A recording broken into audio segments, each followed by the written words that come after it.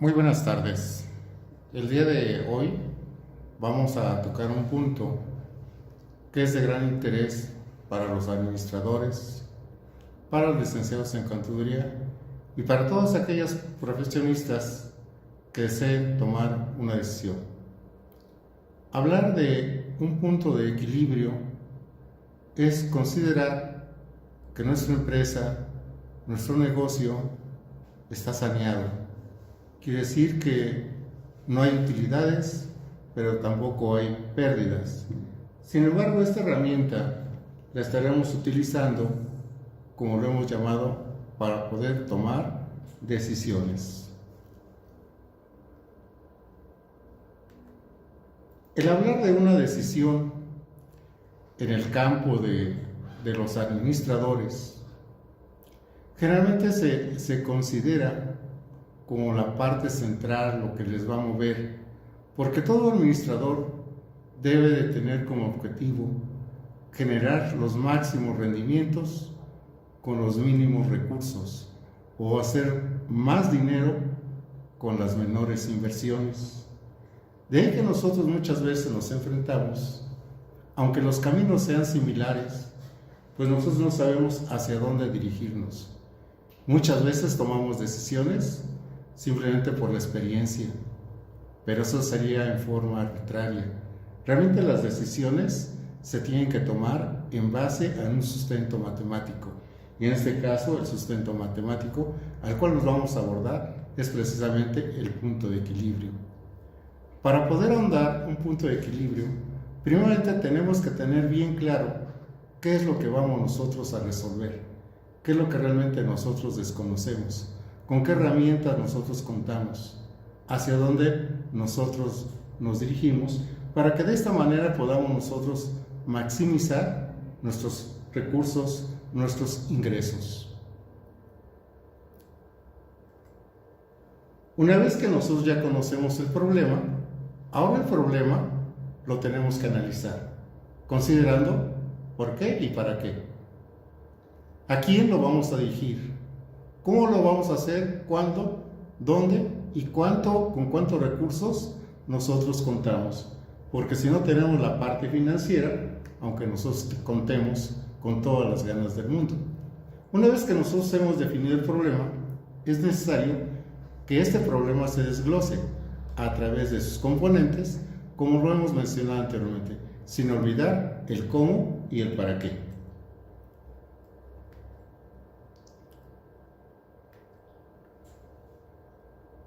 Ya que hemos analizado el problema, ahora entonces nosotros tenemos que evaluar también las alternativas, el cual consiste en determinar el mayor número posible de alternativas de solución, estudiar las ventajas, pero también sus desventajas. Buscar la factibilidad de la implementación de los recursos, así como llevar a cabo el marco específico de la organización al cual pertenece el problema.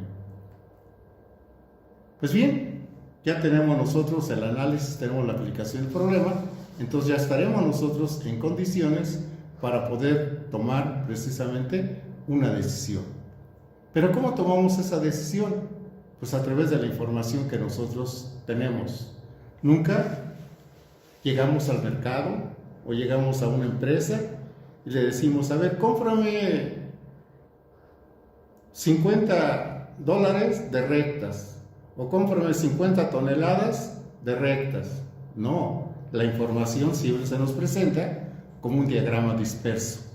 Un diagrama donde tenemos la producción o tenemos el consumo, pero sobre todo tenemos nosotros el dinero. Cada uno de esos puntitos lo obtenemos nosotros a través de encuestas o a través de estadísticas. De tal manera que todos esos puntos, lo que nosotros vamos a buscar es la mejor recta. Es decir, procedemos nosotros a una regresión lineal. El hablar de una regresión lineal es buscar la mejor recta que se encuentre entre ellos. Eso sería en forma gráfica, de tal manera que la distancia que hay entre la recta y los puntos sea la mínima posible. También en forma matemática, nosotros podemos recurrir a esa regresión lineal a través de los mínimos cuadrados. No necesariamente tiene que ser una recta, sino puede ser también una curva, y lo mismo que en la recta. Trazaríamos la mejor curva de tal manera que la suma de las distancias entre esos puntos a mi curva sea la mínima. Recordemos nosotros el concepto precisamente de la oferta. La oferta, ¿quién la genera? La genera el productor hacia el consumidor. El productor tiende a producir más a medida que puede ofrecer su producto más caro. Sin embargo, esto no puede ser una generalidad, dado que en muchas ocasiones, de acuerdo a las cuestiones económicas o políticas de un país, también estas se pueden presentar en otro tipo de curvas. La oferta, si nosotros lo graficamos, tenemos artículos ofrecidos y tenemos un precio. Tendríamos nosotros la representación más simple, que es la de una recta que parte del origen. ¿Por qué del origen? Porque si no hay producción, tampoco tenemos dinero. Y a medida que vamos nosotros aumentando la producción, también tenemos la posibilidad de ir aumentando su precio.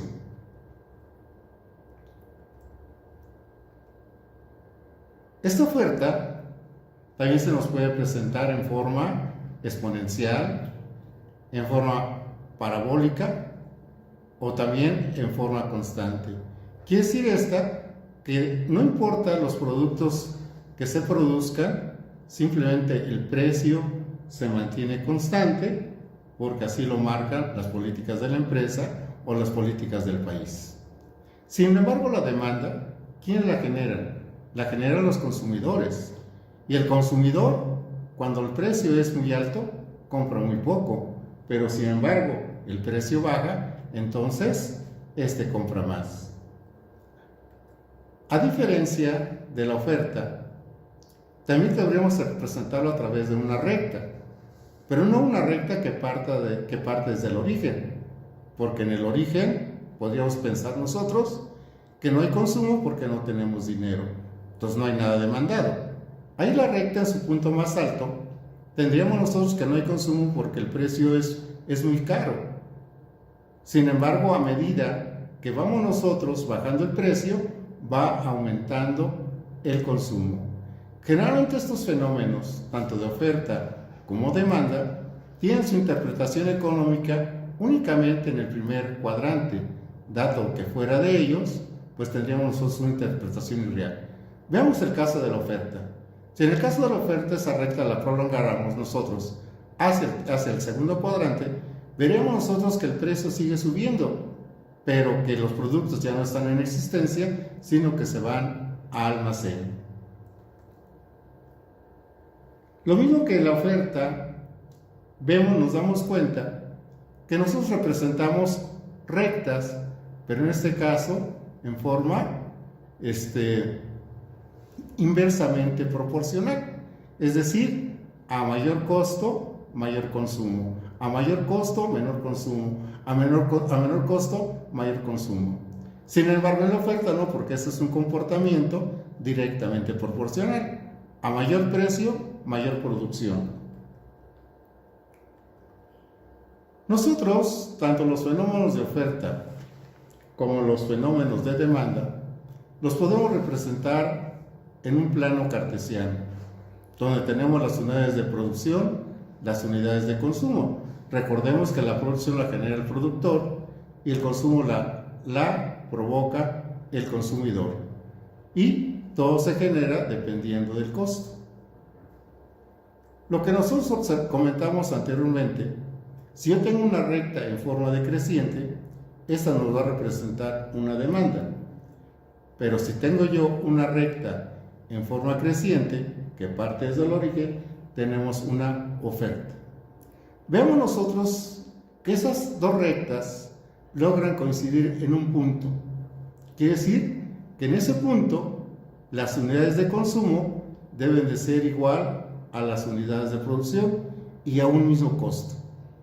Si nosotros estamos antes de ese punto, nos podemos dar cuenta que las necesidades del consumidor, que sea la demanda, son mayores que las necesidades del productor. Entonces, nosotros antes de ese punto, quiere decir que lo que existe en el mercado es mayor necesidad que lo que está ofreciendo. Entonces nosotros tenemos una escasez. Llegamos nosotros precisamente a nuestro punto, donde está la intersección. Y ya comentábamos, en este punto tenemos nosotros que ya no hay escasez, porque se logran satisfacer las necesidades del productor como las necesidades del consumidor. Pero que si estamos después de este punto, tenemos abundancia, porque lo que nosotros tenemos en la mesa es más comida que lo que nosotros realmente necesitamos consumir. Entonces, únicamente hay un derroche. Antes de ese, hay una escasez. Tanto la oferta como la demanda son representados a través de una recta que en su forma ordinaria es y es igual a mx más b, donde b es la distancia que hay del origen a la ordenada, y veamos nosotros en el caso de la demanda sería el mayor costo. En el caso de la oferta no hay distancia del origen a la ordenada porque está en el origen. M es la pendiente, es la inclinación que va a tener mi recta. Dependiendo esta pendiente, va a depender precisamente de los productos demandados o de los productos consumidos. Y una de las características es que precisamente esa pendiente en una oferta es positiva, sin embargo en la demanda es negativa. Considerando no únicamente las necesidades del productor, sino las del consumidor, esto sí debe de considerar dos tipos de gastos: los gastos fijos y, como veremos más adelante, los gastos variables. Los gastos fijos son aquellos gastos que no dependen directamente del volumen de producción. Simplemente son gastos que, aunque no haya producción, se tienen que realizar. Y de ahí tenemos los gastos comprometidos, como son las instalaciones, como son los intereses, las amortizaciones, las depreciaciones y los impuestos. Y los gastos programados o los costos programados, que son los sueldos administrativos, la publicidad, el mantenimiento y todos los remozamientos que se requieren para poner en marcha el negocio o la empresa. Si nosotros graficáramos esos costos, que como ya lo comentamos, son costos o gastos que se generan en la que la producción no se involucra, es decir, que no produzca o produzca miles de unidades, los costos serían los mismos y nos representaría una función constante. Esto es, donde la pendiente es nula. Hablamos también de los costos variables. A diferencia de los anteriores, es que estos costos sí están ligados directamente de la producción. Entre más produzco, más gasto. Es decir, se requiere materia prima, mano de obra, comisiones, embarques, embalajes, energía eléctrica, insumos, etc. Estos gastos variables, gráficamente, los estaremos representando también a partir del origen, con una recta, que también puede ser una curva. Una curva o una recta que también nace del origen, porque si no hay producción, pues no hay gastos.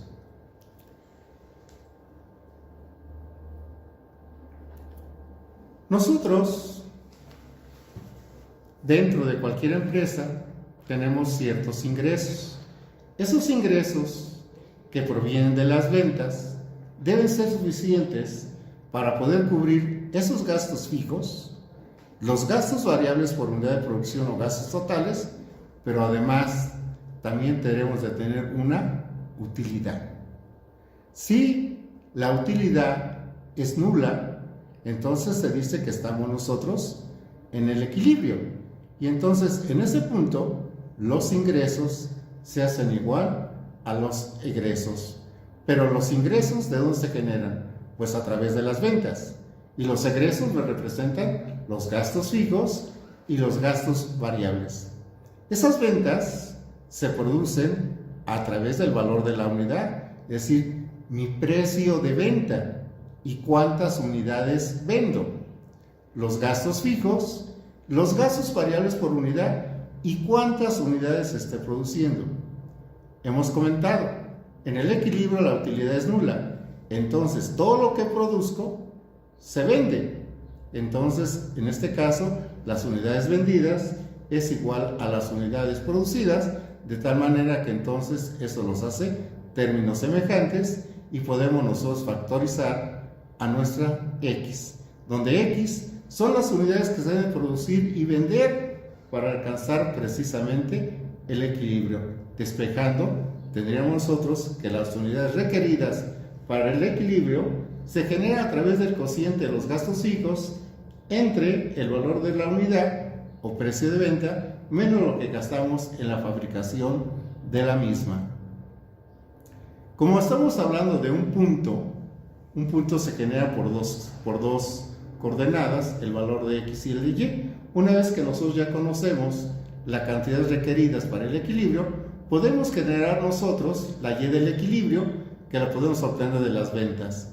Las ventas es el valor de la unidad por las unidades vendidas, que en este caso serán las unidades para alcanzar el equilibrio.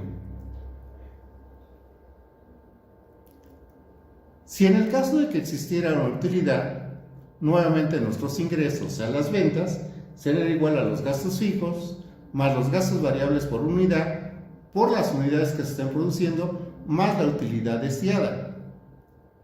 Sustituyendo, tendríamos nosotros que como las unidades que se producen y las unidades que se venden son iguales, podemos nosotros factorizar y entonces despejamos nosotros nuestra X. Pero esta X ya no es la X del equilibrio, sino es una X de utilidad, es decir, cuántas unidades debo de producir y vender para poder alcanzar una utilidad deseada, que es igual a el cociente de los gastos fijos más la utilidad deseada entre el precio de venta menos lo que gastamos en su producción.